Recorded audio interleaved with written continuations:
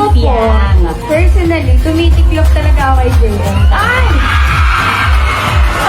JM, ano naman ang na-miss mo sa bahay ni Kuya?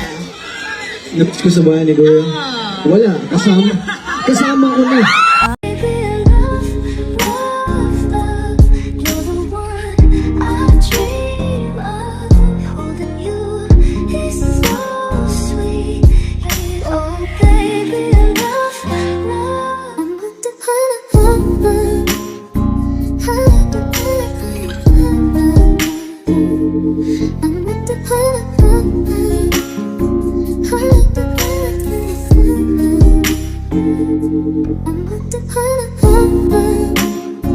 I'm